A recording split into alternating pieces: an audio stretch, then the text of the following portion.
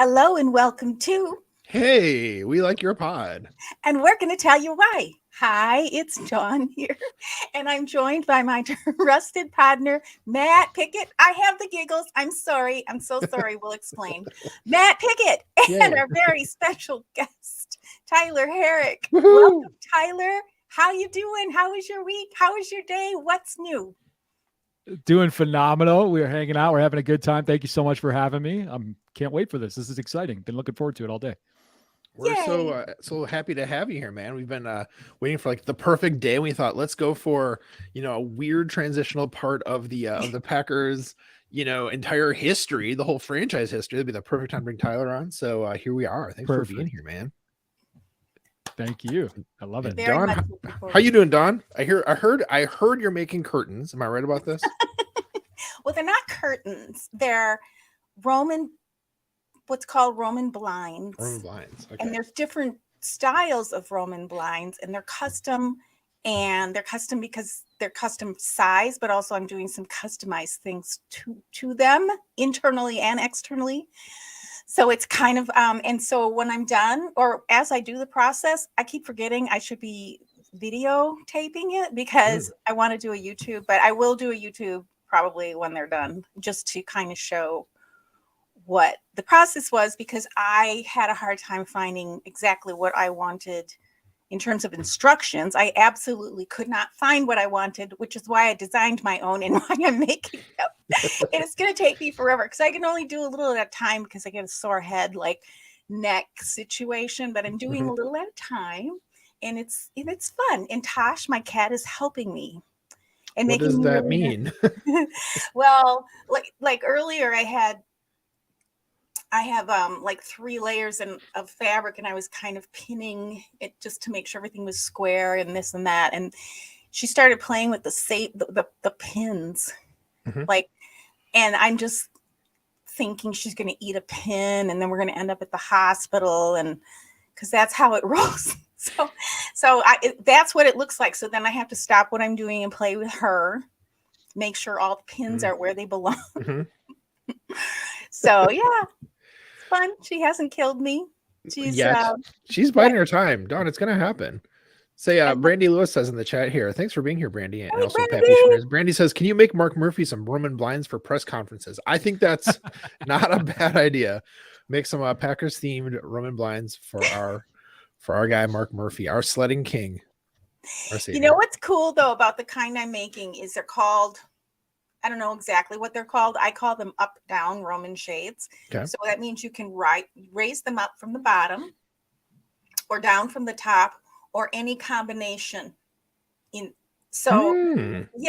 So because of where I live, sometimes I want to be able to see over the top, but I don't want the whole thing because I might have the window open for the cat or something like that. So then you can just have like the middle part when you want it, and so it's kind of complicated, but that's what I wanted. Yeah, cool. So hey, Brandy, Pappy says giggles equals 2 martinis. That's about right. That's about right. So the neighbors. So I live on the 3rd floor, so I'm like in a tree house. I think the rest of the homes are 2 stories, so I'm higher. But I feel, and I have tons of windows. So even though people cannot see in, I feel like they can. So that's part of the other reason I want these special. Oh, I see. Yeah. Yeah, they can't see in. And plus I have all except for the ones I'm doing the Roman shades for, I have frosted glass on all the second halves of my windows, the bottom half, so nobody can see me. But I feel like they can. So the idea here is that Tashi actually talked you into making these blinds, so that way no one can see what happens when she kills you. So it's good thinking, cat. It's her plan. Perfect crime. Her plan. Perfect And crime. This cat is so smart. She knows when I'm going to go live because then that's exactly when she wakes up from her nap. Mm-hmm. Perfect. So I'm always a little conflicted. And how about your dog, Tyler? What's going on with your dog today? Oh, well, we have a just about 4-month-old Jack Russell Terrier. So he is slightly rambunctious, as one may assume most Jack Russells would be. No, he's phenomenal. He's so cute. He is in that stage, though, that teenage stage where he's teething and he wants to go outside about every 30 minutes. So we're having a good time with that. And yeah, that's always fun, right? And then he's one of those puppies that you really have to watch, as he's continuing on throughout his dog training and potty training. You really have to keep an eye on him because the second he notices you're not looking, that's when he believes it's a great time to relieve himself in the house. So you really got to keep a close eye on him. And he's, of course, full of energy. So it's always fun. Always fun with him. But maybe we can get Tosh, and then my dog's name is Taro. So let's get Tosh and Taro. We could make a. And Tyler, you're frozen, unfortunately. He froze. But we're talking about getting a dog and a cat together. Making a video, I'm thinking. Maybe. Is that where he's going with it? Playing Boggle? I don't know. We do a lot of playing Yahtzee in my house. We've become like addicted to it. I can't even talk about it because it just chokes me up. I'm so happy about it. My kids are into it, Dawn. Yeah.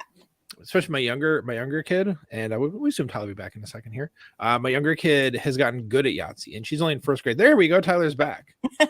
Sorry about that. I don't know what happened. I had this worries. Amazing epiphany, and then I guess the network people did not want to hear that one. They canceled me. So well, we want to hear. So good. Tosh and Taro, they're gonna make a let's do a This Old House style show where they can go ahead and make the project that you had in mind. How about that? They can have the pets do it, Yes. They sit in the garage and they make puns at each other and they show you how to do simple homeworking tasks. That would be amazing. Yeah. I would watch that. Yeah, I'd subscribe. I would share it with my friends. Absolutely. Or I could just video when she's interrupting me, which is pretty hilarious, which is pretty much every 5 seconds. Like, okay. So I make like 5 minutes of progress, and then it's like 20 minutes of cat, and then 5 more minutes of and then it's like, and then the next thing you know, it's 6 o'clock at night, and I got like 3 steps done, but that's okay. I have a feeling it's just going to take an extra long time, but it will get done, and I'm excited about it. So can't wait to see the results. Yeah. Post pictures for sure. Okay. So Solder says, I assume the dog is currently looking at Tyler with eyes that say, what we gonna do now? Yeah. And Pappy, I think, knows what so I just lost it there. Pappy knows what a terrier is like with all the energy. I can't even imagine. Oh, and Brandy has a 180-pound puppy. At 9 months old. Wow. See. That would be maybe a definitely Saint Bernard. So that'd be 20 pounds per month. I thought you might be doing the math on that. I wasn't sure. So I used to have, when I had dogs, I had Scottish Deerhounds, and they're the third largest breed in the world. Wow. I like a big dog. Yeah. Well, speaking of big dogs, here They're calm. We got a big dog here we want to get to know better. So, yes, Tyler, I think we have some questions. Oh, for no. you. An English Mastiff. Okay, that makes sense. Okay. I'm sorry. I just watching the comments. Brandy, for those who are listening and not watching and replaying, Brandy has an English Mastiff. A very large one. That's amazing. We are. All right. So, yes. So, Tyler, we have so much to get. First of all, your Twitter reads, this is where we like to start. Tyler Herrick, in parentheses, the real one, at Cheesehead Ty. And by the way, do you go by Ty or is Tyler? What do you prefer? Tyler's perfect. Yeah, Tyler's perfect. Okay. I've been by Ty at numerous points in my life, but whatever is most comfortable for y'all, I appreciate it. Okay. Okay. So your main account on Twitter is at Tyler Herrick, and Correct. that account got hacked like a week or two ago, right? Recently. Unfortunately, yes, recently. Okay. And one of the ways we know you, we're going to ask you about that. One of the ways we know you is you do the social media management for, I guess that's the way I would put it, for Cheesehead TV and Pack-A-Day podcast, and you do such a fantastic job. I think one of our guests called you the best meme creator in the business, something along those lines. Wow, that's huge. That's amazing. I'm going to put that on a resume. Let me clip that. Yes, that's incredible. You should. Late night talk show host at Late Night Pack, and that's on Cheesehead TV, right? That's right. And recently made his glorious return. Season. Yeah, that's right. Yeah, every off season we reboot and do a couple episodes throughout the off season. It's fun. It's long form content if you're into that. Like we're talking like 2 hours an episode, so it's fun. Yeah, that's how Katie and my podcast is. Our YouTube that's show, awesome. True crime and Packers, because some of the Packers folks kind of there's a little bit of crossover there. Okay, so my Favre belongs in prison. So. Love it. Yeah. Moving on top of the list of that one. Okay, so Tyler, our first question is who hacked your account and why? And oh my gosh. How can we help? I wish I knew. You know, it's actually a funny story. It was so Saturday mornings is when my wife and my dog and I usually go out and do a little coffee date. So we're out there doing our coffee thing. And I was looking at Twitter, scrolling, doing my normal thing. And next thing I know, I get a little alert. It says your password's been changed. I was like, I didn't do that. That's interesting. Yeah. And then I get another one about less than 6 seconds later. Your email's been changed. Oh, I didn't do that either. Oh, I wonder if it's for the other account. Because I have about 12 Twitter accounts. You know where you can click on your profile in Twitter? I have about 12 of them that I manage for various people doing different things. Some of them are just like video accounts and things like that. But I have about 12 of them. And so I'm thinking it's got to be for one of these. And it was for my main account, my personal account. And I was like, well, that's interesting. And then sure enough, I couldn't get in. And I go check my email and there's multiple different emails being used and they're all blocking their IP addresses and using VPNs. And I was like, well, that's fun. So where I messed up though, I think I used an old junk email to set up this Twitter account like back in 2008 when Twitter first came out. I think that's where I messed up. So for everyone listening out there, make sure you change your emails. Make sure you change your emails or at least set it up where they have to text you, do that whole two-factor authentication thing. Yep. Got to get that set up. I did not. Now I had it for all my clients. So don't fire me. Don't fire me for that blunder. But for my personal, of course, I was a little lazy there, and that's what happens. They get you. Oh man. We'll see if I ever get back. We'll see. We'll see. Yeah. Yeah. It was huge account. So, and like having 12, that's a lot, man. You got what your regular personal one, you've got Cheesehead, you've got Pack-A-Day, and also your Dove Climate, aren't you? The truth is coming out. Yep. Finally, we know. Who I am also Ian Rappaport, Adam Schefter, all of the above. No, what's funny is I actually have a lot of burner accounts that are just for the videos that I put out for my clients because Twitter has this weird thing when it comes to DMCA laws where if you're like a certain size of an account, they'll flag you. But if you're a small account, they really don't really care that much if you use like music or things like that. So I have a Cheesehead TV video account and a Pack-A-Day video account and so I try to duck and dodge the law here as I broadcast that to the world. So that's probably why I got hacked. That's what it is. Oh man. And so that explains why you didn't get the email or the text saying, hey, did you change your password? Yeah. At this point, anything's possible. At this point. Annoying. Yeah. Just the FCC coming for you, man. Look out. Yep, exactly. Yeah, the government's on my case. That's right. Oh well. Maybe it's Musk. Elon's on your case. Right. Yeah. Coming for me. So how's the appeals process for something like that on Twitter? Is it kind of hopeless? Yeah, it's pretty hopeless. What you have to do is fill out a form and they assign you a case number. And the only thing you can do is continue to fill out that form, which I've actually, no joke, been doing every single day since March 5th or whenever my account was compromised. And every time you fill it out, they send you the same auto email. We got your case. We've attached it to this original case that you filled out, and we'll let you know. And so a 23-day response time isn't the best, but is what it is. We'll see what happens. See if they ever get back to me. Surprisingly, whoever took control of my account has not used it to sell NFTs or to do anything publicly. They may be DMing people right now. I'm not sure. So we'll see.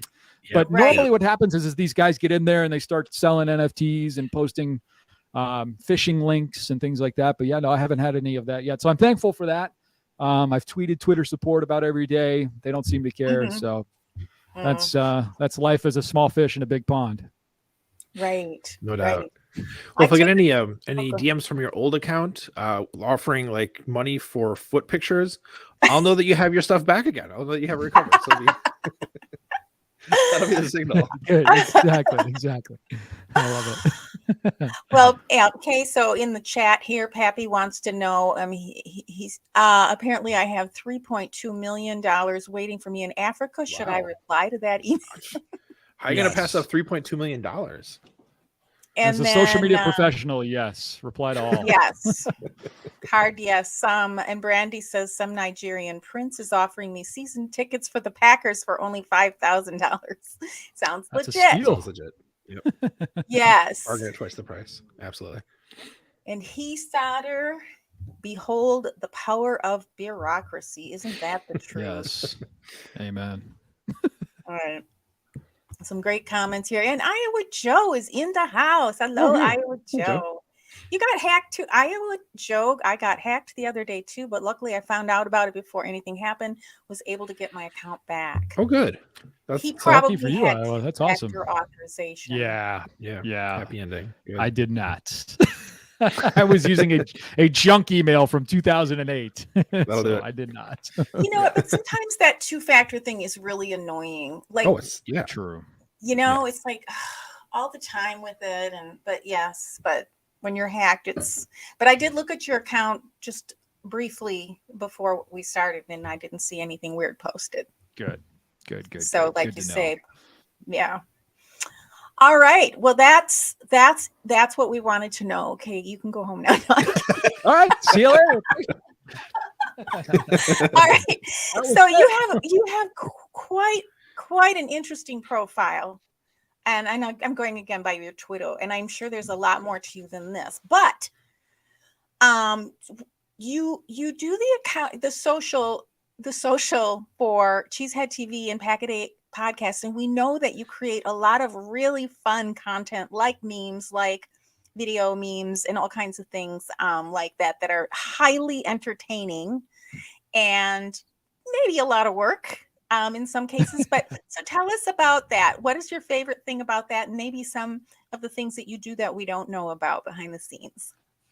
Yeah, well, it's interesting. When I was in high school, I really had no idea, what I was going to do, with my life, as most high schoolers do or don't, So, I started, my dad had grown up working for the airlines. I was like, let me go load some bags for an airline here and get my own set of flight benefits and see the world. So I started doing that when I was 18, and then figured I'd do just a summer job. And 12 years later, I'm still doing that as a day job, and not the loading bags part, but with the airlines now I'm actually a flight attendant. But being in the airline, there's a lot of flexibility that comes with a job like that, especially the longer you've been there. And I started doing, obviously following the Packers. I really started following them, believe it or not, as recently as 2016. I was following the Packers, of course, my entire life. Grew up in Wisconsin. But what I decided to do was, really, really get into it. Jump on Twitter, see what's going on there, and started really, really getting into it, especially during Run the Table. That was a lot of fun. And started tweeting out my own little memes and stuff like that. Started getting a little bit of attention there, just doing that. And of course, I had followed Cheesehead TV. I've been a big fan of them for a long time. I was actually reading their stuff prior to even being on Twitter. So I kind of reached out to them. I sent them an email. I said, hey, guys, I noticed your Twitter account is just RSS feed of your articles. Do you want somebody to just jokingly send memes for free or whatever? And they're like, oh, yeah, sure. Why not? And they let me they gave me the keys to that Ferrari there, and I took it over and started, just sending sending memes and stuff like that for them. And 3 years later, it's now my full-blown side business with them and Pack a Day. And I help some people out in the airline world. And I've got miscellaneous accounts throughout there with different connections that I've made over time. And it's a lot of fun. It's a lot of fun now. But yeah, that's pretty much it. I mean, what started as me just, for lack of a better term, just posting, for fun, like it turned into a full-blown side business, and it's kind of taken off like insanely since I started doing it for Cheesehead in November of 2019. So I kind of just exploded from there, and we were able to take Cheesehead from, I think it had 18 or 19,000 followers at the time, upwards of 70 at this point. Pack a Day went from 5,000 or 6,000. They're up to 10, closer to 11 now. And, I'm not a huge believer in numbers, but just being able to drive conversations and be a part of that and interact with and engage with the community, which is Packers Twitter, as I like to call it, or Packers fans across Instagram, TikTok, YouTube, what have you. So it's been a lot of fun, and I've learned a lot. And it's all been on the fly, and that's my favorite way to learn. So it's been fun. That's amazing. I have a couple questions kind of related to that. First of all, did you notice that you Sure. said taking off and on the fly, which were both, I think, intentional puns about, working in the airlines, right? So Just a little bit. Working in the airlines, like how does that, like, what kind of training do you have to go through to be a flight attendant? Like, I have no idea about this, and this kind of thing fascinates me as somebody who helps young people find their like path forward in their life. That's my day job. So what was that like? Yeah, well, being in any type of airline crew member, whether you decide to go and get your flight training and be a pilot, or even just working at the airport, right? The operation side of things, working on the ramp or working as a gate agent up at the ticket counter or handling baggage service behind the scenes, things like that. Like, those all have, I would say, years of experience and training that have to go with it.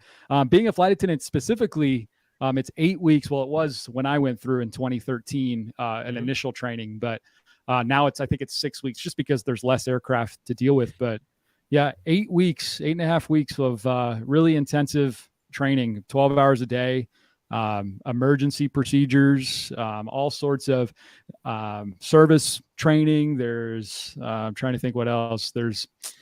It was nonstop. You got to learn where everything is on the airplane. Obviously, every fire extinguisher you can find, every oxygen mask, every other thing. It's a lot of safety and security training. I would say a lot more than people would think. Flight attendants aren't just pouring cokes. They're there, as they always say on the airplane. They're primarily for your safety. So yeah, it was a wild job. I never really thought I would do it. I like I said, I got into the airlines just because my dad had done it, and I grew up flying for free, and I wanted to load bags and have my own little flight benefits for fun as a summer job. And that took off. I went to go be a gate agent upstairs at the gates. And then next thing you know, I saw this flight attendant thing open up, and I was like, cool, I'll go try this. Why not? For fun. And been doing it ever since. And it's offered me a world of flexibility and opportunity. And it's been an unbelievable experience just being able to travel the world. When I was 21 or 22, I was based in New York City, and I was flying to every European country you can think of on a whim, just whenever they would call me, and I would go. And that experience is invaluable, because now today I kind of can use it in the social media world, because I like to think that I can, relate to the Packers fans all over the world by saying, we've got fans from Brazil that are fans of Cheesehead TV, and I can, just something as simple as saying thank you in Portuguese, or responding to them with some sort of food item that I got to try while I was in Sao Paulo, Brazil, or, just little quirks like that you wouldn't think would come in handy. Or just even my customer service training that I've had throughout being a flight attendant. When people get mad at Cheesehead TV for a t-shirt not coming in, I was able to, diffuse that situation, you know what I mean? In that sense, little quirks like that you can kind of translate from that job to the other. But in general, yeah, I mean, it's an incredible career, and I've had a lot of fun doing it. But the training, anybody that wants to get into it, I've always recommended the airline industry. It definitely has its ups and downs, but it's fun. And speaking of ups and downs, we do have a question in the chat from Brandy. She says, Tyler, more ups and downs, ? The Packers or being a flight attendant? That's pretty good, Brandy. Pretty good. That's great, Brandy. I love it. Yeah, definitely the Packers. So another question for you here too, Tyler. So the work you do with memes is unmatched. It's outstanding. Outstanding. Appreciate Goodness. you. Yeah, thank you. as a person who personally who likes to like rip off just a stupid looking like Photoshop thing now and then, and especially like in reaction to listening to like Last Call Lambo or other of my favorite podcasts, so I just use like Pocket Procreate for that. It's like really super basic stuff. So when you're doing the more advanced things that you do, like what are some of the computer programs that you find are the most helpful? Great question. I'm a firm believer that it's not the tool, it's the person, right? And that's not to, talk, big of myself or be egotistical about anything. It's everything that I do is on my iPhone. I edit an unbelievable amount of videos on my iPhone using an app called CapCut, which is actually a TikTok affiliate app. It's a phenomenal app. I use it all the time for a lot of the shorts and things like that I make for whether it be Cheesehead or Pack a Day. And then when it comes to like simple memes, I think there's another app called Pro Knockout or something like that. And I use that just to cut out images and add them to, if I'm adding a face to something like that. I use a lot of Instagram stories and Snapchat and things like that. There's so many tools now that are available. Even when I first started doing it in 2016 that weren't available back then. It's so much easier now. If you want to be a content creator and you're out there is zero excuse for you not to be able to go out and do it. And that's not, it's so easy now. And I use that as a word of encouragement, not to like say you're lazy or anything like that. But it is just so easy now. It's unbelievably easy to go out and keep up with whatever's going on in today's world. StreamYard, for example, look at this. You've got a professional broadcast show going on right now that is at your fingertips. And it probably took you not that long to set it up and get it going. You know what I mean? And that's what I love about today. Like this type of show would not have been possible, just a few years ago. So it would have been so much work. Yeah. Correct. Yeah. And that's what I really mean. Not that it's not possible, but just that it's much easier now. It's much easier now. So I try not to give myself too much credit. And and as much as I appreciate compliments and things like that, I'm just doing what other people are doing. I'm just doing it, more, you know what I mean? It's not, it's more about volume than it is about, genius, there's no, it takes, obviously you gotta be somewhat egotistical in some of these things, but it's more, I'm just having fun and doing things that would make me laugh and finding the tools that would help me do that. I come up with an idea that I think is funny and I find a tool that would help me do that and as quickly and as most efficiently as possible. Yeah. We can talk about like its volume. That's just doing the reps is what that is. Putting the work in and getting experience to get better. That's really cool. Yeah. And being a sponge, just find something or a content creator that you think is great and just watch them, see what they do, and take in, there's a lot of influence that I've used. And I think most content creators will agree that influence is not stealing and it's an incredible way for people to grow. I've seen it throughout, even Packers Twitter, things that I've taken from other content creators and implemented it in my own deck. I've seen people take that and implement it into their deck or DM me and ask me how I did something. And then they go out and be able to do that. And I love doing that. If you're watching and you've ever wanted to know how I did a funny video or how I did a meme, please shoot me a DM. I'll tell you, because the more people that are doing it, the better. The more people that are doing it, the better. I really believe that. So you're a giver. I love that. Don't have some more questions, but I don't want to monopolize all the question space. So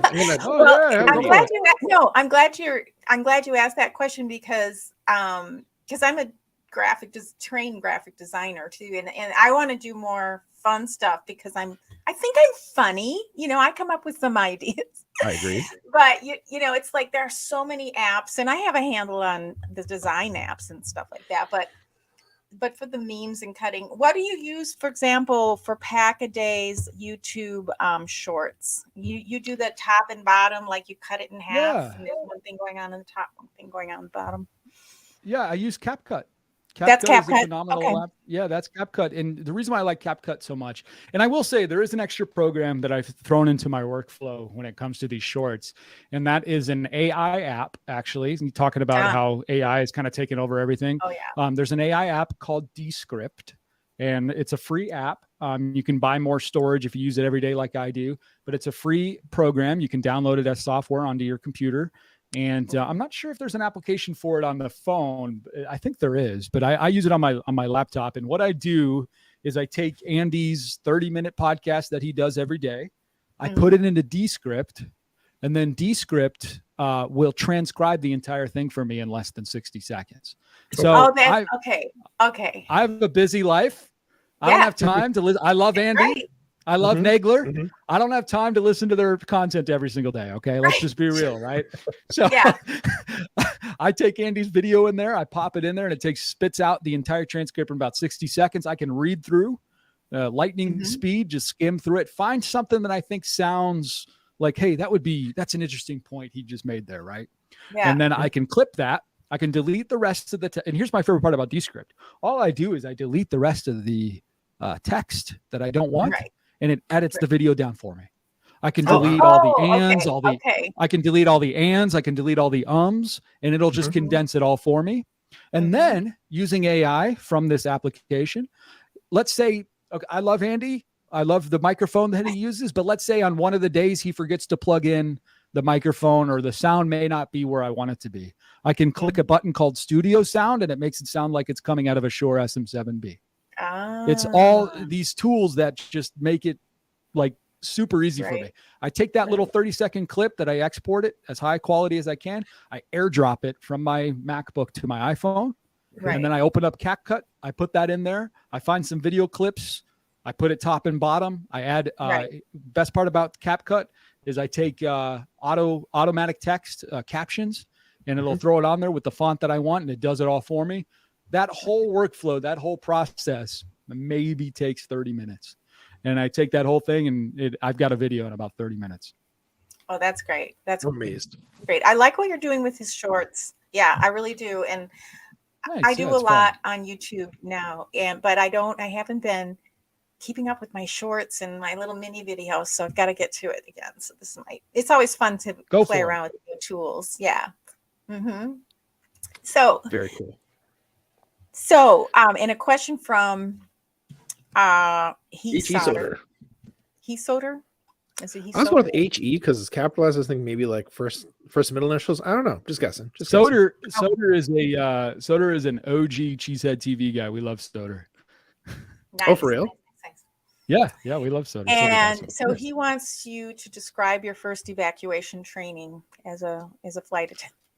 Oh my goodness. Yeah. First evacuation training. I don't know if I remember my first one, but I have to do it every year. We have the Airbus series aircraft. We have the 737 aircraft. We have the 777 and we have the 787 at my airline. And what we have to do every single year is by memory, show up and run through an entire evacuation. They'll say, hey, you're this flight attendant. You're sitting at this door and the plane just crash landed. What are you going to do? And you have to know by memory, word for word, the exact commands, motions, how to operate the door, how to open, blow the slide, how to exit, how to do all that kind of stuff. And we do that once a year. And that's a lot of fun. Wow. I've always wanted to go down one of those slides, not in an emergency. Yeah, not an for emergency. Fun. For fun. Yeah, we did that in our initial flight attendant training. That was a lot of fun. They gave us these like jumpsuits so we didn't get burned, like carpet burn or rug burn or whatever. And then we jumped down. You can find lots of videos on YouTube of that. We never had to do, there's the videos of training where they pack like 100 volunteers into an aircraft and then they evacuate it. That's actually done by the aircraft manufacturer. So like and then they time it to see how long. So the airlines actually never end up doing that type of test. They work with the aircraft manufacturer when the aircraft is getting certified. But yeah, useless facts that I have in my brain about the airline world. That's all right. That's all right. And Brandy is interested. She says, I want to play around with these programs. So you have at least go for it, Brandy. Yeah. I don't know the names of them, like in my little please, notepad here. Please do. Write them down. It's fun. Yeah. Go check those out tomorrow for sure. Looking forward to that. Okay. So that kind of gets to another question I had then. So like, what's the craziest thing that's ever happened, like, in the sky that you've been there in the sky? Yeah. Oh my gosh. The tarmac. Okay. I'll give you I'm trying to think if I should go funny or scary. One of each. Okay. One of each. Okay. Okay. For the scary one, we'll get that out of the way. We were flying. It was a red-eye flight, Seattle to Chicago. I'll give you the spark notes here.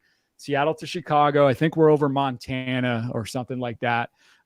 Middle of the night, 2 a.m. Everybody's sleeping.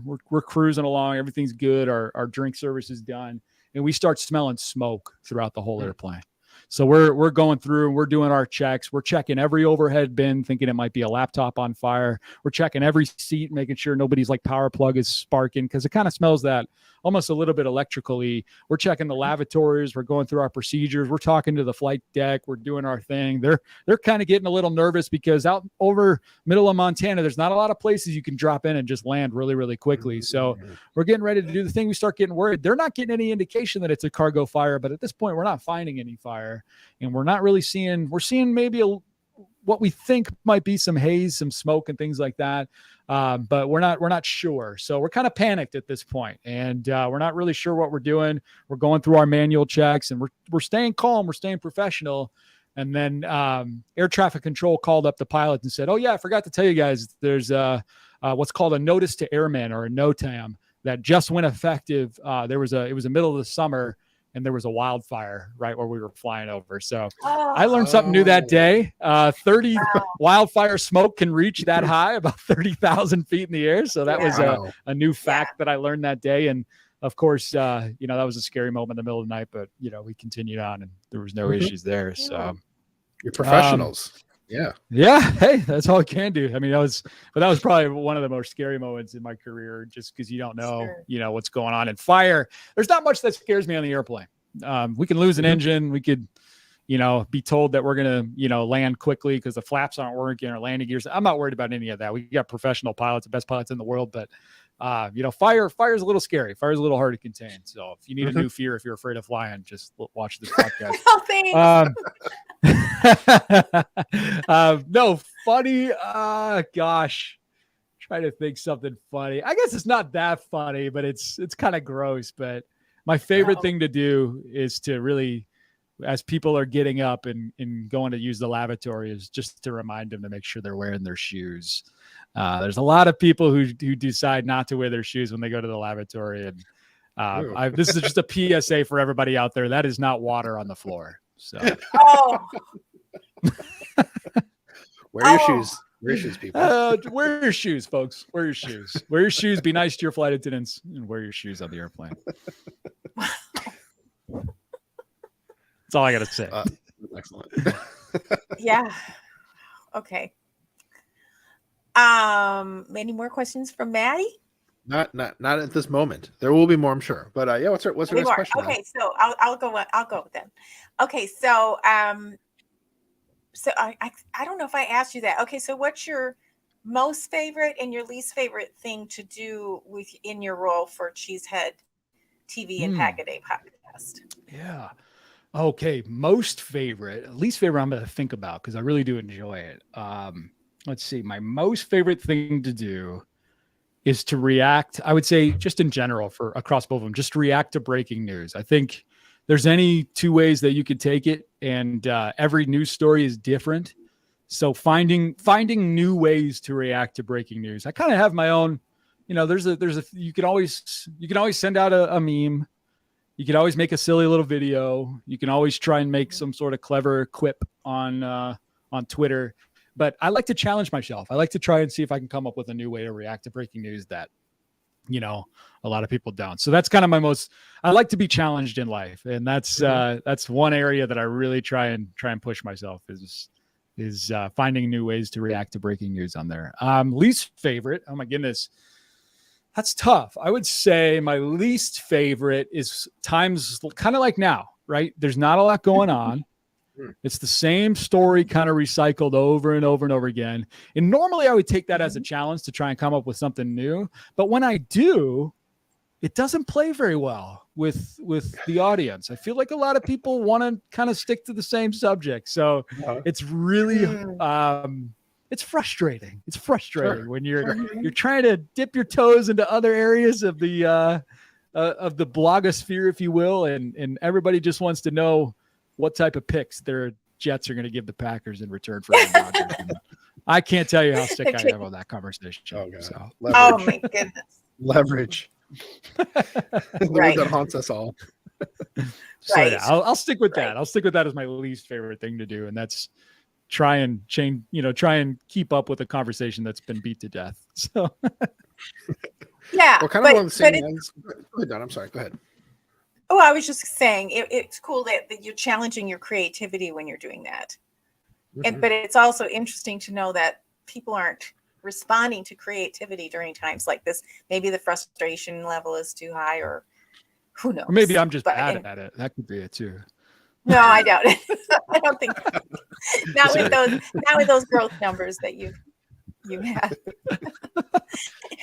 So I was thinking, yeah. So Tyler, what is the meme or post that you're most proud of? And because I don't want to say like which one you're least proud of, but rather which one was like worst received or like the most contentious. That's an interesting question. That's a very, very good question. You guys ask good questions. Thanks for having me on. This is fun. Gosh. Okay. Most proud of was when the Milwaukee Bucks were in the NBA Finals. Or I think it was during the playoffs. Yeah. Eastern Conference Finals, I believe. Mm-hmm. And the storyline of that run for the Milwaukee Bucks was how long Giannis Antetokounmpo held the ball before his free throws, especially when he went to the line for fouls and things like that. And it was a running joke that, man, this guy just, as good as he is, he takes 10 minutes to shoot the ball when he's at the line after being fouled. And Aaron Rodgers had tweeted something late at night. Can't remember what it was, but it was during his summer of discontent.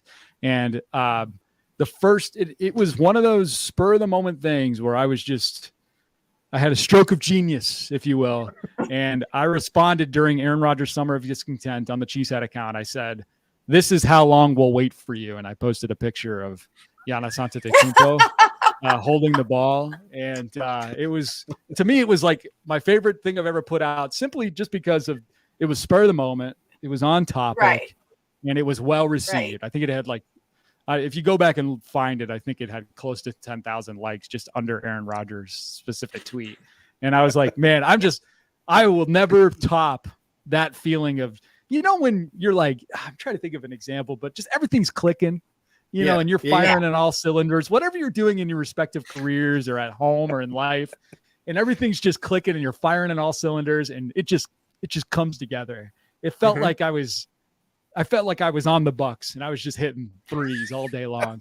Like I was on fire. I was like, that was my greatest moment. So yeah, it was something stupid that most people don't remember, but it was fun. That was I've done a lot that I'm proud of, but that was my most proud moment just because of how quickly it was put out and how well it was received and how topical it was. So.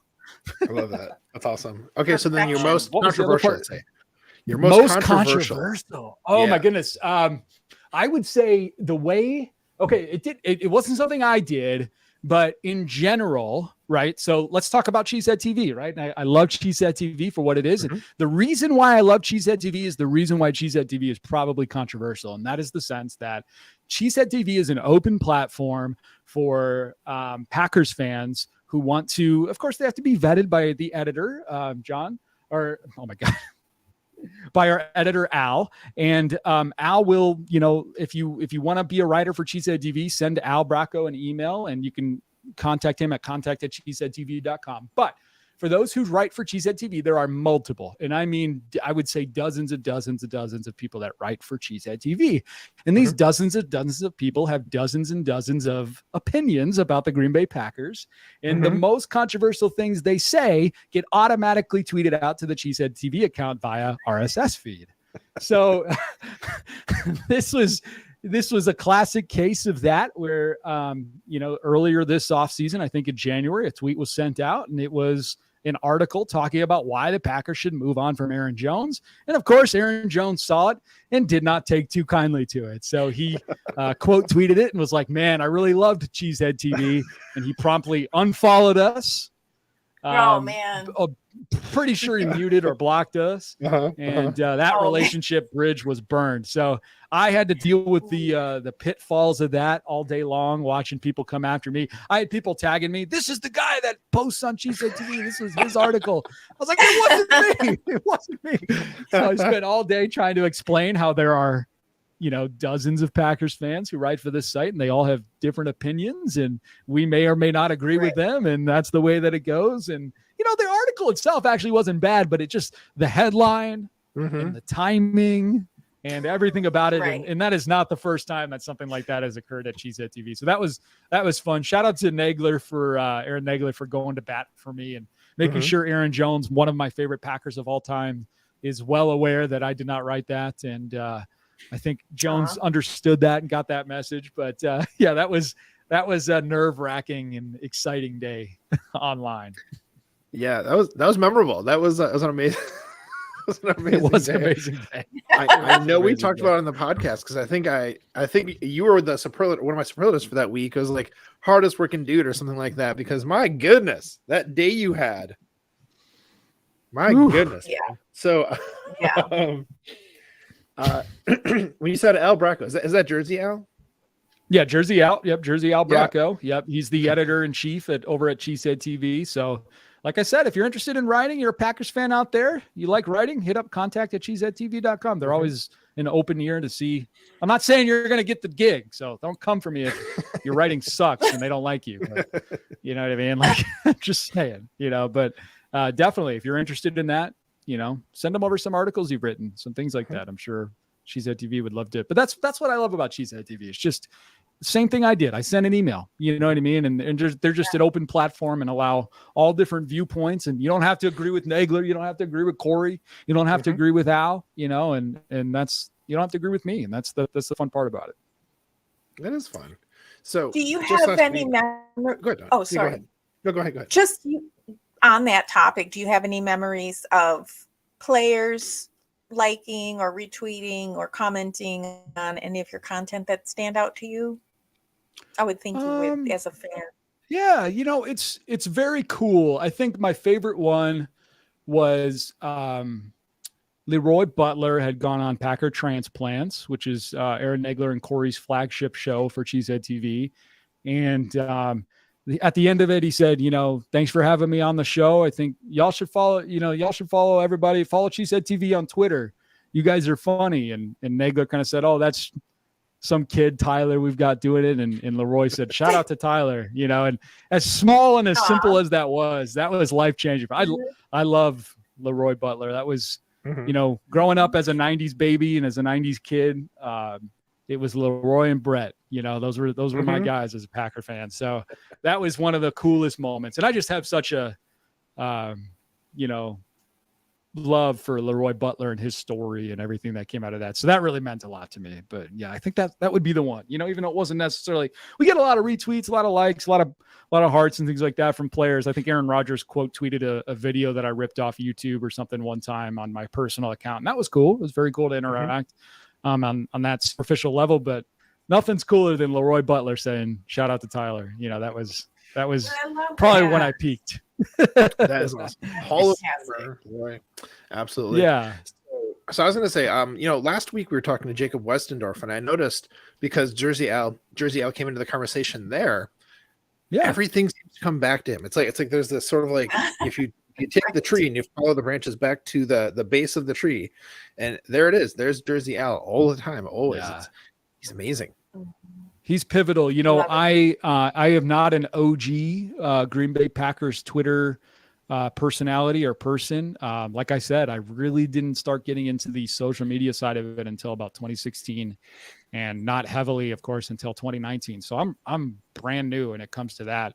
But just the pioneers of that space. I think Jacob was on Cheesehead TV at one point, and I think a lot of people had started their journey, if you will, in content creation, doing stuff with Cheesehead TV. And you're exactly right. I think a lot of that started with Al, and Al, he's kind of the godfather. He's kind of the mobster, of Packers Twitter. So that's very cool to hear that he's had such a lasting, him, Aaron and Corey, and you know, and that's one of the things that I just have a deep rooted respect for. And there's others out there, of course, but I mean, just the connection that those guys had in helping launching the careers of a lot of people. Think about it. You know, this is my fun side gig, you know, and for a lot of people, they've turned it into full-blown careers. And it all started with, you know, writing a couple articles for Jersey Al and Nagler and Corey and stuff. So that's why I have such a heart, you know, for those guys. And I know sometimes they get a little pushback online, but I'll never turn my back on that type of,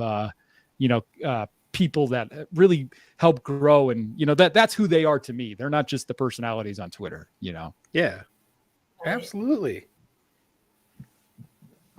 I love that. So you're from Wisconsin. You were born and raised Wisconsin. So you're a Packer fan by proxy, I guess, right? But do you still live in Wisconsin? I have to be honest. I have to be honest here. I don't want to come off as a fraud. So nobody judge me. But I was born and lived in for a couple years the Dallas-Fort Worth Metroplex of Texas. And that was only because my dad was doing work down there at the time. So I don't want to hear it. But I was raised and foundationally molded by the soil of Wisconsin. Okay. There you go. All right. I was all of my developmental years were in Wisconsin. All right. Yes. It counts. Okay. It counts. So I don't want to hear it. All right. I'm Wisconsin. We'll tell My Smash birth Mouth if they certificate come at says us differently. for you. Yeah, that's right. That's right. my birth certificate may say differently, but I am Wisconsinite. Do I still live there? No. I moved down to Phoenix, Arizona. I followed a girl who I met while I was working at the airport in Wisconsin. I followed her down to Arizona. My grandparents were snowbirds, and her mom had lived down here, and she said she was going to go to college down here. And I said, cool, I'm going to go do this flight attendant thing. And then I followed her down here, and next thing you know, I was living with her, and 10 years later, we're married and got a puppy and living our life down here. But with those awesome flight benefits that I've had for basically my entire life, we're up in Wisconsin all the time. So I go up to, we're pretty much the entire summer, and during the holidays, we're always up there. So this is our time to shine down here in Scottsdale. But other than that, no, we're living the snowbird life already. So and loving it. At such an early age. Exactly. I suppose living in Arizona means you get to hang out with like Monty and like Jason Perone and the other exactly. Yeah. Packers Twitter folks who are in the area. That's nice. Exactly. Right. That's how I met Monty. Monty's become one of my closest buddies. So I love that connection too. That's the best part about this whole community is meeting great people like you two and Monty and everybody else that's involved. Agreed. Absolutely.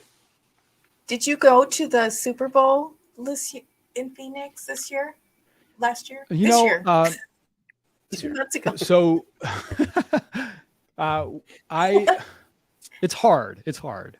Living here, the last thing on earth you want to do is be anywhere near that type of craziness and traffic and festivities. But I did have a little bit of FOMO. I did want to go down there and kind of see some of the stuff. So we saw a little bit of it. We saw a little bit of the festivities. They had some, food trucks and concerts and all sorts of stuff going on. But no, I was not in attendance. If the Packers make it to the Super Bowl anytime soon, which by history's clock, it should be about 2 seasons from now when they go back with Jordan Love at the helm, wherever it may be. I can tell you one thing, Cheesehead TV will be there, and I'll be there filming some stuff. So that'll be fun. Nice. Mark it. Put it on your calendars, folks. Mark it. 2 years. Exactly. Mark it. So is your wife a Packer fan? She is. She's a little sick of the Packers, thanks to me. But no, she's actually born and raised Wisconsin. So right. I got that. She's very much a Packers fan. She's tired of hearing about a little sometimes, but that's okay. We love her. So she helps you to do all that you do with the supports what you do. Maybe not helps, but supports you in all the stuff that you do for the Packer community. So any other Yes, shout of outs course. for inspiration for who supports you to do what you do for us? Oh my gosh. Yeah. Oh my goodness. Yeah, definitely my wife. Are you kidding me? Yeah, she supports everything that I do. She's incredible. She thinks it's funny. She doesn't get it half the time, and that's what I love about it. You know what I mean? Like she's like, "What? What are you doing? You're doing some sort of sitting in your room with a ring light and a microphone, talking to who? Doing what? You know?" But no, she loves it. She thinks it's very cool, and her family has been, my rock through a lot about. They're massive Packers fans, and my father-in-law is the biggest Tom Grossi fan on the planet. So getting to know Tom over these past couple of years and hanging out with him on multiple occasions and stuff has been like me meeting his celebrity. So he's really into that and stuff like that. So that's very cool. The opportunities that come with that. But definitely my family for sure. He's the best. We have a good question here from Soder. Yeah. Go ahead, Don. Ooh. In-N-Out or Culver's? Oh my goodness. This is a tough one. I will say Culver's is better flavor. Okay. And they're a better institution overall. However, In-N-Out gets a lot of unnecessary hate by those who do not, live close or near to In-N-Out. I will say there is nothing better than a consistent In-N-Out smash burger. As someone whose third hobby, you need a good triangle of hobbies. Mine is airline and football, and my third one is food. I love food. My uncle is a professional chef in Los Angeles, and I've really gotten into the food world, and I grew up watching Food Network, and I've aspired to be the Guy Fieri of the world. But let me tell you one thing. Anthony Bourdain was right when it came to In-N-Out. There is nothing better than that consistent, fresh, gorgeously smashed burger with just light seasoning and American cheese and on a toasted bun. And it's delicious. No, Culver's takes the cake, I think, for flavor, though. They're consistent as well. So, yeah, I would. Culver's gets the slight edge for sure, but In-N-Out gets a lot of unnecessary hate, and I don't like that. Well, it's like you live long enough to become the enemy or to die a hero, right? They haven't died yet, so like they're gonna have the haters and the people who just want to be like, I don't care that they're popular. I hate them for that. So that's probably all it is, really. We are blessed and lucky enough to have both in our general vicinity down here in Phoenix. Phoenix is kind of a interesting market when it comes to fast food. We've got all the regionals. They kind of do a little, it's almost like a test market. I think that's probably because there's a lot of transplants here, I would think. I don't know if that's the reason, but it is a bit of a test market. So any regional fast food cuisine you can think of, they try to put it here, I think, just to test it out on us. Guinea pigs of the United States. We've got Whataburger, we've got Culver's, we've got In-N-Out, pretty much all the little regional Freddy's, things like that. So it's fun. Do you happen to have a Skyline there? Skyline Chili, I wish they would get that hyper regional with us. That is the one thing. Awesome. We are so close to that. I have been all over the world, but I have never been to Cincinnati. Can you believe it? Dude, man. Come on down. Show up at Cincinnati. I know. I need to go. We'll get some Skyline together. Skyline. Awesome. I want to try it. Yes, I want to try it so bad. It is. Is Skyline something? Is it available outside of Cincinnati? Skyline? So like where Cincinnati people go, you'll find it. So like Naples, Florida, is a very common snowbird location for the folks in Cincinnati. In fact, my in-laws have a place down in Naples, and so it's kind of funny because you drive around the place, you're like, hey, I'm in Florida, and wait, there's a Skyline? There's 2 Skylines in this town? It's like, oh yeah, Cincinnati connection. There's other places, I think, around the country, like random places that are going to have that. And quick note from Soder, he actually knows, he or she, I guess I'm just going to go with he because it has the he, but mentions Gold Star and Camp Washington. That's very specific, Soder. Oh my goodness. I live very close to Camp Washington Chili. So yeah, no, those are excellent. Well, okay. So this side note, just a tangent for everybody here. People in Cincinnati are generally like going to choose either Skyline or Gold Star because they're the 2 biggest chains and kind of like, become fierce loyalists to one of those. I'm a Skyline person, but Camp Washington Chili is excellent. I highly recommend it. And Blue Ash, oh man. Soder, the stuff. I'm very impressed. Very impressed. So I think all chili, all 4 of those Gold Star. So yeah, it's Greek style chili. So it's not like your kind of tomato based Texas kind of thing. It's a very different, it's like an aromatic Greek sort of thing. So since we're talking about it, first time I had it was when I was visiting my then girlfriend, now wife, like on a summer break or something. And she had been talking about this chili joint she had worked at, all high school. So I was imagining Texas style chili. I was imagining, what everyone thinks of when you think of chili. And so we went there. She kind of told me like what to order because the stuff there is weird. It's like it's served over spaghetti and there's like a ton of cheese and like onions and stuff like that. So I tried and I'm like, what is this? Like, what am I eating? This is not chili. What have you been feeding me? This is weird. But so I didn't like it. But then 6 months later, like I literally woke up in a cold sweat being like, I need Skyline. What the heck? Wow. And ever since, yeah. And of course, now living here for almost 9 years now, as any good Cincinnatian does, I have my like standard order when I go to a chili parlor. So yeah, no, I love the stuff, man. That is phenomenal. So are all 4 of those Greek? Did you say Greek chili? Oh, Greek style, yeah. People don't Okay. just say Cincinnati chili, but it has its roots in Grecian cooking, Greek cuisine. Sure.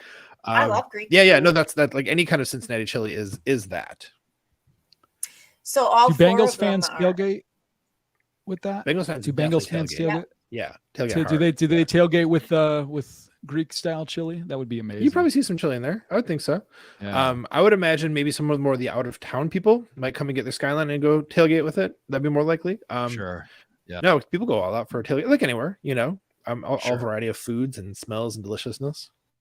Well, sneak preview just for this podcast. There's some content coming up, Cheesehead TV content coming up for this football season that involves regional food that I'm very excited for. So stay tuned.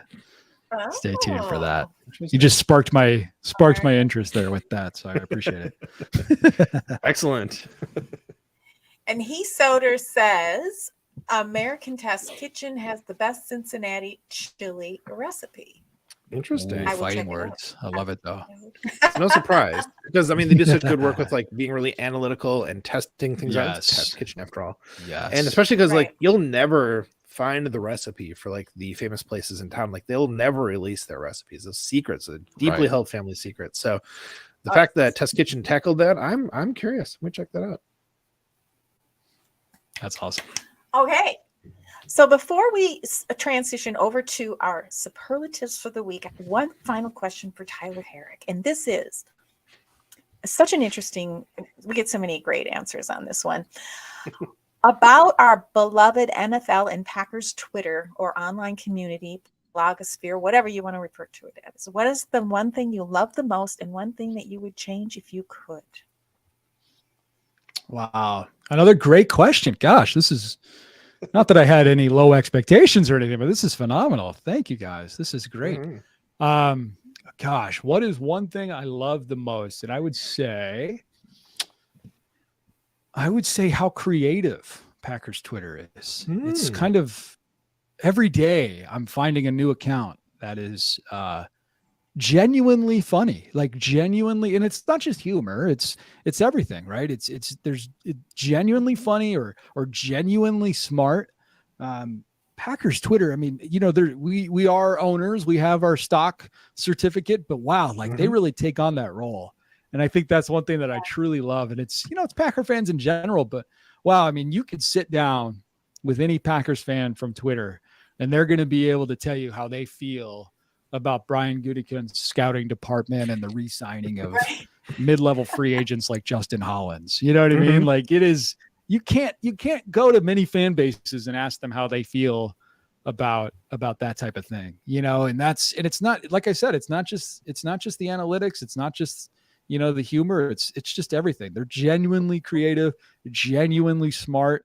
Even if I don't even agree with them, they are just passionate in their opinions on that type of thing. And I think that's really cool. Gosh, what was the other part? What do I don't like about it? Is that what you're saying? Change. Change. Okay. One thing I would change if I could. I prefer it's a little nicer way of saying. Yeah. I like that too. What do you hate? I like that too. Yeah. What do you love and who do you hate? Imagine. Gosh, as police sirens are going in my window here, they're probably coming to get me for that. No, gosh, one thing I would change, I would say, it's hard because I love so much about it. I would think having a little bit more patience for opinions we don't necessarily agree with. And I'm talking, I think, more to myself here in that sense. Because I feel like it's something that I'm not the best at, but I wish I could do a little bit better. And that's just, there's a lot of takes, right? A lot of takes that we kind of live in this hot take world. It's easy to do in social media, especially on Twitter with only so many characters and things like that. But, this whole Aaron Rodgers fans versus Packers fans versus who was right, who was wrong. Is Brian smart? Is he not? Pat McAfee, Rich Eisen, whoever you want to listen to, right? Just having a little bit more patience for opinions you may not necessarily agree with. I tend to lean more towards supporting the organization and supporting the front office and whatever choices they may make. And I just think that's natural for me. I'm just a naturally optimistic person, but there's a lot of people who just lean a little bit more negative. There's a guy that I follow. I mean, his name is Matt Miller. He's awesome. And, he tends to lean a little bit more negative. Hope I'm not offending him by saying that. I don't mean that offensively. But just watching his responses to my thing and not getting upset about it has kind of helped me grow a little bit as a person and just a little bit more mature, I think, and helped me mature a little bit more online. And I think that's just the one thing that I would like to see, more Packers fans try and implement in their everyday interactions with each other, right? We don't always have to agree on, whether or not, moving Aaron Rodgers was the right decision or whether or not they should have gotten Aaron Rodgers more weapons or things like that. But just having a little bit more patience and a little bit more understanding and maybe more like Aaron Rodgers tweeted that one time, be a little bit more curious instead of judgmental. I was thinking the same thing. Exactly. So, yeah, those were really good answers, man. Those were, especially what you like about it, that was a whole new take on the question. So I really enjoyed that. Hey, new thanks. answer. Yeah, It's fun. I love asking that question because what I got out of that is a deeper appreciation for the depth of fandom that the Packers can enjoy online. And because there is a lot of depth, and I'm always blown away by the intelligence and the knowledge base that a lot of people hold. Just is mind blowing. And we don't know, but I kind of tend to agree that I don't see that in other fan bases, that level of involvement and what's going on all the way up, from the organization through the players at every level, first string, second string, third string, the draft. I mean, the draft is exciting for me. Yeah. I was hanging out with Big B at training camp this last year, and it's my job to keep tabs on this team, right? And I'm watching this kid, just every single 90-man guy that came. Guys, I didn't even know who they were on this team. And Big B was like, "Oh, that's Malik. He's been with the team about 3 days. He's from North Dakota State. He signed on August 12th. He's trying out for the practice squad." And I'm like, "What? Who is that? I've never seen." You didn't see that tweet that came in at 2:36 in the morning? He got signed like 4 days ago, man. Where were you? I'm like, wow. I mean, he knows everybody, first and last name, college, story. It was amazing. But you're exactly right. The in-depthness of this fan base is just incredible. That was a prime example of that. Yes. Yeah. Oh, we love Big B so much and respect him so much. Yes. Of course. Okay, so time to switch over to our superlatives, but I don't want to because there's two more great comments here. So P. Soder asked, Cincinnati, I believe chili versus Sheboygan brat. This one goes to Matt first and then Tyler. I mean, you can't compare them. They're very, very different things. I would eat, offered them to me, I'd eat either one. If it was like you have to have one or the other, I would have a hard time with that. I think I'd probably go with Sheboygan brat personally because I can have Skyline any old day, any of the many, neighborhood locations. But a really good brat from Wisconsin, man, like I would house that happily right now. Okay. Amen. Right. Oh man. Yeah. Oof. Oh, it looks like he sort of corrected. He wants to know about a Cincinnati brat versus a Sheboygan brat. Yeah. Okay. Well, that's interesting. So the regional sausages of Oh, Cincinnati are very okay. specific to like the German immigrants and how it developed and kind of evolved here locally versus what you'd see like in Wisconsin, like your kind of Johnsonville brats, you know, kind of as a generic example of it. They're very different. And this was a weird thing to come to terms with my in-laws, because you know we're here for a lot of reasons in Cincinnati, but one of the big ones is this is where my wife's family is versus my family in Wisconsin, that is. So getting to know the local sausages and what they call a brat here, which is really more of a like a Weisswurst. So like that's very different from what we think of as a brat in Wisconsin. That said, there's a lot of great local sausages, but no, it's Wisconsin. Sheboygan, dude, the original brats of my childhood. Give me those any day. Good question, Soder. Good question. Great question. Yeah. And I would just say you hit the nail on the head when you said the original brat of your childhood. Food is memories, right? Food is who we are. It's regional. It's communities. It's people, right? Food is people. You talk about one of the fastest way to someone's heart, and that's talk about the dish of where they grew up and how they grew up and what they ate when they were younger and things like that. And that's why I love food so much, because it just connects you to so many different cultures and things like that. But yeah, you're going to talk about brats. Let's talk about, you know, the community where brats are from. And I would just say the entire state of Wisconsin, when it came to that, has to take it hands down. And that's the thing. That's why you said it's hard to compare, you know, Cincinnati chili to a brat, because they're two separate cultural things, you know. And that's what I would, that's how I would take that. But yeah, I'm taking Wisconsin Sheboygan brats all day long. I mean, not even just Sheboygan. There's so many different dialects of brat.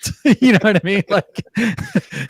Like it speaks to so many different types of people. I mean, you go to Milwaukee, you get the cheddar wurst. You know what I mean? You get the, you know, the Usingers, the, you know, whatever it may be. You know, you go to Green Bay and you go to Corey Banky's house and you get the Conups, you know, brats from, you know, God knows where, you know, North Woods of Wisconsin that his great grandfather went to, you know. It's like, that's incredible, you know. That's what I love about it.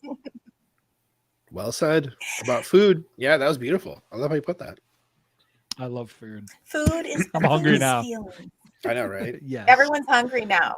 Yes. Everyone. A burger and a brat and some chili. Get it? Yeah. And that's Brandy says a brat is a brat. Fire the girl up. She's not wrong. She's not wrong. That's her relationship with the brat, and that's what makes food so beautiful. It's whatever your relationship with this food.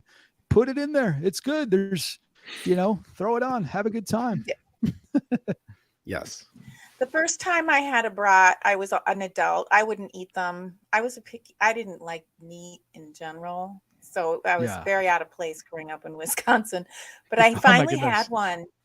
Yeah, it was very difficult. But I finally had one, and I was in my early 20s, and I was like, this is actually really good. And I went to sleep and I woke up with the weirdest nightmare. I don't remember what the nightmare was anymore, but it was the weirdest nightmare. And I was like, well, that's weird. So then the next time I had a brat, but for whatever reason, I had another one. Same thing. I had the worst nightmare. So I've had like 3 brats in my whole life, and I had 3 nightmares. I was like, I think after the third one, I'm like, what? You had the meat sweats. Again. Yeah, that's yeah. Well, it was nightmare. It was nightmares. I don't remember sweats. Yeah.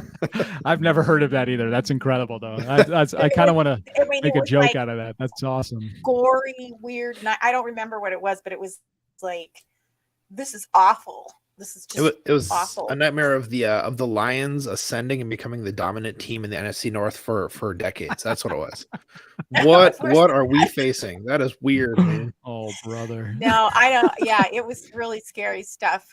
And Brandy says beer soaked with onion before grilling. And whoever, I certainly didn't make the brats, but they did that to them. I know that much. I do know that much. Okay, so that's my experience with brats. Not that it matters, but it tasted good. They tasted good, you know. Yes. I just don't know what's up with the nightmare. So okay, So we are going to transition on over to our superlatives.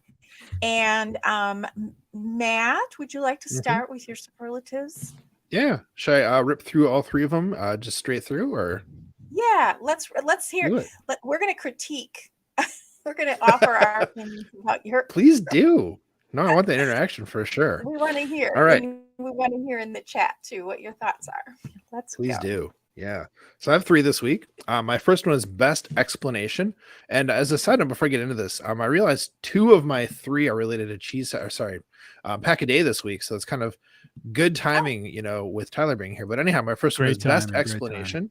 And this was Andy Herman early in the week. I think it was maybe Monday, on his video pack a day with the episode, What If Jordan Love Fails? And this was a really good distillation of like how we got to where we are and why it makes sense to move on from Aaron Rodgers. So I feel like, I'm somebody who has been paying attention, trying to understand the context of the moves that the Packers have made. Like, why should we move on from Rodgers? How did we get to this point? Why would we be getting rid of like this, Hall of Fame quarterback? And so, like, I totally followed the argument. I was like, that's exactly how I see it too, Andy. This makes a lot of sense. It kind of like reaffirms how I see this. But the thing I like about it is like, I could share this with my dad, who is definitely a big Packers fan, but isn't as plugged into this kind of stuff. I could share it with people who, are going to be haters at the front office, about trading away Aaron Rodgers. It's just such a perfect, like, we are here for these reasons and they make sense. And some of the things aren't ideal about how it went down, but it all kind of made logical sense. And this is why it's time to move on to Jordan Love. And what if he's not good? That's the crux of the whole thing, really, is, going into that, it was typical Andy Herman, lay out an argument, knock down all the pins, and then, drop the microphone. So one of his best in recent memory, in fact. Very, very good stuff. Highly recommend checking it out. And it's one of those good ones where you could go back and listen to it a year from now, and it's still like you could still get something from it, because a lot of stuff that, say, like on this podcast, we're talking about what was the best stuff we saw or heard this week. So, if you listen to their podcast, like, 2 months from now, it might be like, okay, the time has passed on this. Now, I don't mean interviewing Tyler, of course, that's timeless. People could listen to the Tyler interview years from now, still get stuff from it. But I'm just talking about it in terms of like things being time-based. So this is a good one that I think will stand as worth revisiting, down the road. So really big fan of that particular Andy Herman video pack a day. Did either of you check that out or have any thoughts on it? Well, you're making me want to check it out now. And I didn't this week. I didn't check it out. And I'm kind of afraid to look at content right now. I don't blame you. I do not blame you. I mean, I'm okay no matter what happens. The Packers are going to be okay no matter what happens. I just think that what I started thinking about when you did such a great job of summarizing that and making us all want to listen, is that the Packers want to win Super Bowls. They don't want to just show up. Like, they don't want to just show up and do well or have a 13-3 season or even win the conference. They want to win Super Bowls. And I mean, my feeling is that's kind of like, what if Jordan Love is bad? Well, my thought when you said that is, and of course I want to hear what Andy said too, but we didn't win even playoff games in the last few years. So, so that's just where I'm, that as a fan, so I'm okay either way, but I can also understand the argument for Rodgers to stay, which I think is not going to happen. And that's like, but I mean, okay either way. I'm okay either way, but as a Packer fan, we want to go to the Super Bowl. Yep. What do you think, Tyler? Not wrong at all. Yeah, no, I think it's my job to listen to it. I don't know if I actually did. I think I probably whether you check it out. It's like, yeah, Tyler definitely checked it out to some degree, of course, but no, I think I read through it. Sometimes it's weird. If I'm feeling it, I'll listen to the whole thing, while I'm driving to go get coffee or whatever. But no, yeah, I think, Andy had a different episode that was kind of related to that, where he was talking about why it's a huge risk to bring Aaron Rodgers back. And I think those 2 points of, what if Jordan Love is bad and why it's actually a huge risk to bring Aaron Rodgers back kind of are correlated in that sense, where it's like, hey, one of these decisions is not great for the franchise, right? So the pitfalls of that decision are kind of irrelevant in the sense that, like, hey, if you don't make this decision to move on, here's what could happen in the in the long term. So yes, exactly. So the transcribed version, the Spark Notes is what I read. That's why it sounds familiar to me. But no, I think that's the whole point, right? Like, if you choosing to move on from Aaron Rodgers, you're doing it because you have the conviction that it's the right thing to do for the franchise. Therefore, if Jordan Love is bad, at least you're on the right path, right? Like, it doesn't matter if the car falls off, the car's engine blows up while you're halfway down the road, as long as you made the right turn, right? And you're pointed in the right direction. So I think that's kind of the gist of the argument, if you will. All right. Well, my second one that I have, my second superlative for the week is best chemistry. So, Dawn and I talk about the Wednesday Pack-A-Day crew like fairly regularly. We're huge fans of Dusty, Steve, and Sarah, and they've all been on the show. We love them a lot. And the thing is, this week, though, their podcast this week, I don't know, they were just on 10 the whole time. Their chemistry was on point. It was an extra fun episode to listen to, just all around. So it's like one of those ones. It's just like, man, it's like you were saying, Tyler, like when everything's clicking and you're feeling awesome about it. That's what it sounded like. They were in the zone. It was a really great episode. So they get extra kudos this week for that. And there was an especially funny part that I want to bust Steve's chops about, where he was going through, because it was all mailbag questions, because there wasn't really a lot of, news to talk about per se, not a lot. So a lot of mailbag. And there was a moment when he thought that a comment that Katie Sunderman had said on my question was actually a question for them. And he started trying to answer it, because the question was how do you think of so many good questions or something like that? And so he started to answer it. He's cooking and stuff. And then I'm listening to this while he's going on, because I know that was Katie responding to something I put on there. And I was like, oh no, Steve, no. I'm saying it out loud as I'm driving down the road on the way home from work. I'm like, no, Steve, no. And then Sarah comes in, Steve, I don't think that question was for you exactly. It was so funny. I almost died. It was amazing. So extra good moment from that. Steve, that was incredible. Aww. But that was a great episode, though. Highly recommended. Among all of their wonderful Wednesday episodes, that was an extra. Oh, the best. We love them. And I was going to listen to them before we started, but Katie Sunderman, that you just mentioned, and I have been chatting, doing another show about this true crime, this trial that's coming up and stuff. So I was creating some extra content for that, because I was so super inspired. But so I have a question for you, since I didn't get a chance to listen, and I will, of course, I will replay later on. I'm part of the replay crew, not necessarily the live crew all the time. But so did Sarah do a bit about Rodgers on McAfee, or was he not on McAfee this week? He was not on McAfee this week. Yeah.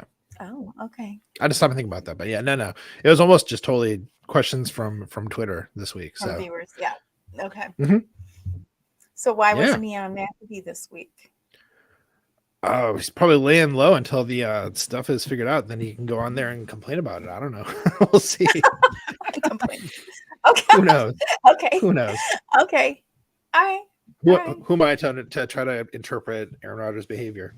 Well, I just thought it was a weekly thing. So, but maybe during the I think it's weekly during the season. Yeah, I was gonna say, I think it's weekly during the season. I'm not sure about off season. He might be sporadic, if you will. Last week was a special performance. Yeah, special Okay. performance is a great way to put it. Yeah. Very special episode. All right, well, I've got one more, and this is best thought exercise. So, we're all wondering, when we're going to find out about the Aaron Rodgers compensation, assuming that the trade does happen with the Jets. It's kind of the thing we're just waiting for. It's kind of tiring. So Matt Schneidman, who writes, about the Packers for The Athletic, and Zach Rosenblatt, who writes for writes about the Jets for The Athletic, did an article together, and it was basically them like imagining they were the GMs going back and forth, via text about how they would work out what the trade compensation is going to be. And I like this especially one because it was just fun, just like to imagine like the two GMs talking what that might potentially look like. And, they were not taking it like super seriously, they're just trying to have fun with it, which made it even more fun. But one of the things I liked about it, apart from like the, entertainment value, was that the trade like compensation that they arrived at made a lot of sense based on the way they talked through it. And the end was like, I could see that happening. It makes sense. I can't remember exactly what it was because it was a little convoluted, but it was like, okay, I mean, a lot of people are talking right now, of course, with the Jets picking up the extra second with the Elijah Moore trade about how maybe they're going to do like, 2 seconds, maybe a pick swap in the first round, maybe a player, maybe a conditional. There's all these ideas kind of floating around Twitter this week, especially Packers Twitter this week about what it might be. And the trade package that these two writers arrived at was like fairly different from what we're hearing right now, floating around. So it's like, a different perspective, something else, a different way to arrive at that. So I really valued that. It was excellent. And this is another chance to say, if you don't have a subscription to The Athletic, it's cheap, it's worth it. It's everyday awesome stuff in there. Very nice, very nice. Well, I have 2 quickies for my series Fraternizing with the Enemy, where I talk about non-Packer content. So I'm going to just based on what you were just talking about. One is the Jets trade to Elijah Moore. So even though it's an enemy, I'm paying attention to what the Jets are doing for obvious reasons. And I just pick up on one that the Packers want a first round pick. So this whole Elijah Moore trade. So the Jets trade Elijah Moore to the Browns, getting back the number 42 overall pick in the second round and the 74th in the third round. So a second and a third round. There was a below, and I got a little history there that I didn't know about. Because remember, I was asking, well, what happened to Mike LaFleur and the Jets? Why is he no longer there? Well, evidently Moore asked for a trade during the 2020 season after an alleged blow up with the offensive coordinator at the time, Mike LaFleur. Really? Well, there's your problem. He ended up staying. He ended up staying, but Mike didn't. In any case, he's now with the Browns. But and so for a second and third round pick. But so what is that going to do to help? It's going to be interesting to watch how that helps give them the first round pick that they need, or that they might feel like they need to trade away they want. for. No, you were right. You were right. Say it. We need that first round pick. Yeah. So my second on Frat, so I don't think there's much to that except for just that I'm kind of paying attention to the enemies more this year than ever. Yeah, I mean the thing to that is that, like that's smart. Yeah, I mean like see what they're doing. How does that color what they might do with us? No, I like that a lot. Yeah. And the whole, who has leverage more than the other is just exhausting. They both have some. That's what it's. Tell me about leverage. Tell me about it. So, but that's what makes it exciting. It doesn't have to be tiring. It can be exciting, but it's for people who are just waiting for an answer. That's not exciting. I think it's just more for me. It's interesting to see what's going on, like how that bratwurst is being made. There you go. As ugly as it might be. As nightmarish as it might be. Okay, so my second one is what did you say? I was just laughing. That was good tie-in. Okay. A couple things. We were just giggling. We were giggling, Don. Sorry. We were giggling to martinis. Too many martinis. Yeah, I was gonna say too many martinis, yeah. Okay, so my second on Fraternizing with the Enemy is a very interesting, kind of a sad one, but I'd like to share it. And this is about Foster Moreau. He was a tight end who was an unsigned free agent, and he was the Saints were going to take a look at him, and he went down for his interview and whatever they do, and also a medical examination, a thorough medical examination. Not sure if you guys have heard about this, but they discovered in that medical examination that Foster Moreau has Hodgkin's lymphoma during that. And so he won't be, of course, playing this year, but it was also kind of great that they caught it when they did, so that he could be treated for it. So it's kind of sad. But that was another one that didn't have anything to do with the Packers that kind of caught my eye. And he actually made a post, and I was surprised about this. He came out pretty quickly on Twitter, and he said, and again, this is Foster Moreau at FH Moreau on Twitter. I'm just going to read it. Through somewhat of a miraculous process, this free agency period has been life-changing for me. During a routine physical conducted by the Saints medical team down in New Orleans, I've come to learn that I have Hodgkin's lymphoma and will be stepping away from football at this time to fight a new opponent, cancer.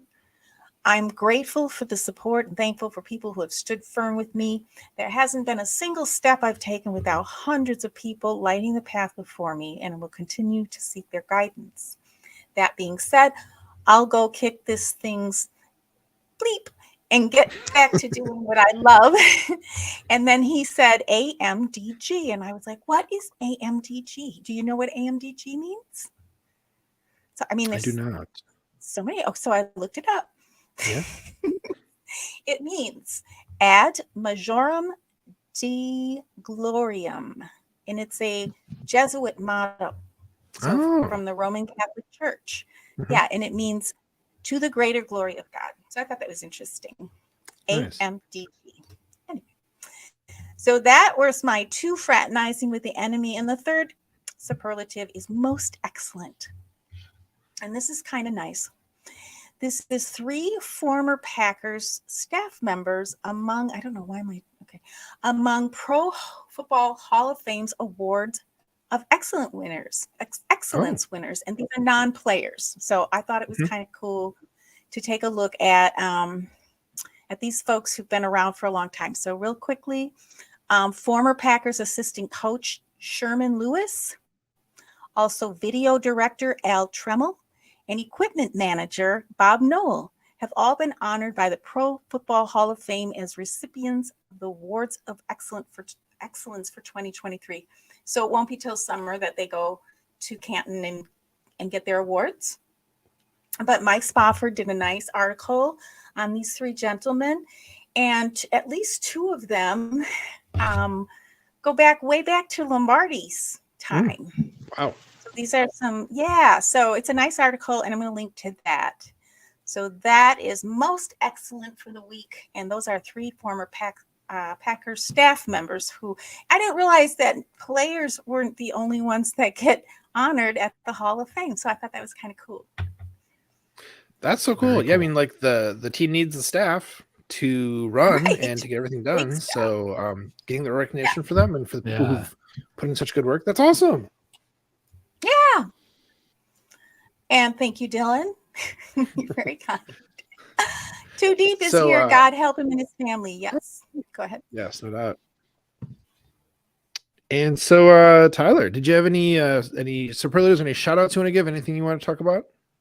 I do want to give one shout out, and I promise I'm not being sappy or biased here. I'm not trying to earn any brownie points, but I will say the number 1 most underrated podcast in our community is Hey, we like your pod. We love your pod. This is awesome. This is such a great show. No, I really do appreciate it. There's so much analytical stuff out there and negative stuff out there, and funny, positive, humorous stuff out there, and satirical content out there, but there's not a lot of content out there that's supporting and adding and enriching the community like this. So I appreciate it. Thank you for doing this, guys. This is awesome.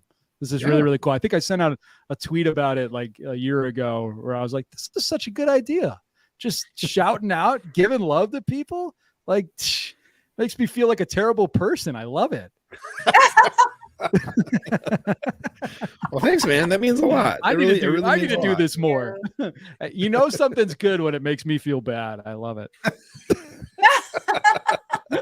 We don't want to make anyone feel bad. Very, very No, strange that's litmus great. That's test. great. I appreciate you guys. Yeah. Thanks for all you do. Seriously, this is fun. It's such a good concept. Just helping people and showing love to those who, are a part of this really wild and wacky, fun community. Yeah, Well, thanks. it's a pleasure. It's an honor because, as you mentioned earlier, that the Packer fan base, Packers Twitter sphere, blogosphere has so much depth, and that's why we have to have a special podcast just to call that all out, because there's just so much. And also the NFL in general, there's so many things that we can learn. So it's really cool. So this is a perfect example of being curious. This is a perfect example of being curious. That's why I like it. This is great. Thanks, man. Cool. No problem. Thank you. That's my superlative for the day. Oh, and I was going to tell you that Foster Moreau thing. I saw another tweet that same doctor had found like 3 other life-altering things like recently. Wow. Like shout out to this guy hanging out with the Saints. I mean, the medical staffs across the NFL have been getting a lot of love lately, and rightfully so. I mean, goodness gracious, you think back to the Damar Hamlin stuff and now this. And then Ian Rappaport quote tweeted it and said something to the effect of like, this guy found somebody that was about to have a heart attack or something. Like, good Lord. Wow. That is awesome. Wow. Yeah. Shout out to the medical guys that, Flea from the Packers, who runs the medical stuff with Dr. McKenzie, who's been around since the Ron Wolf days of Green Bay. I mean, these guys, they're amazing. They're Shout heroes. out to the medical team. Heroes for sure. I love it. I haven't heard much about Damar lately. How's he doing?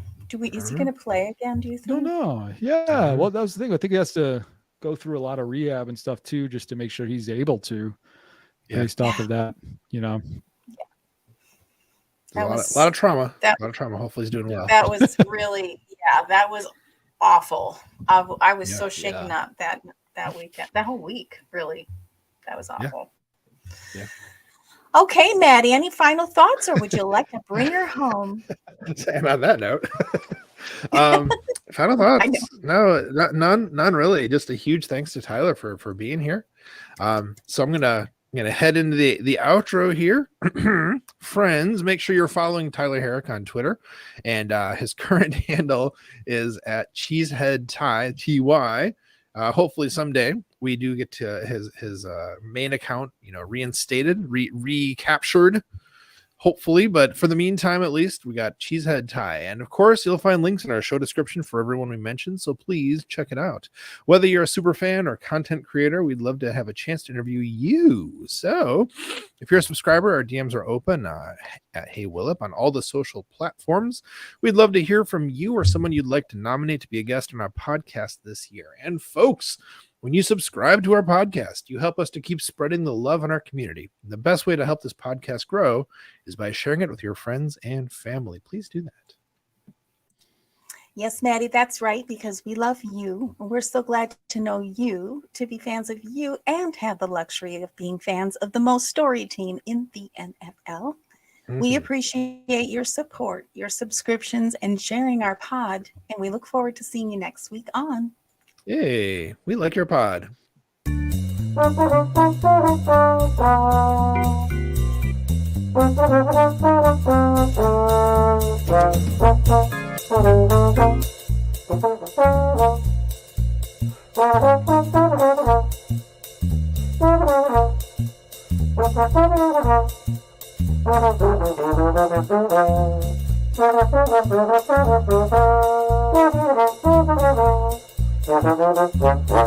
Football in general comes down to discipline and people owning their roles. And when you aren't disciplined or you go outside the scheme, bad stuff happens.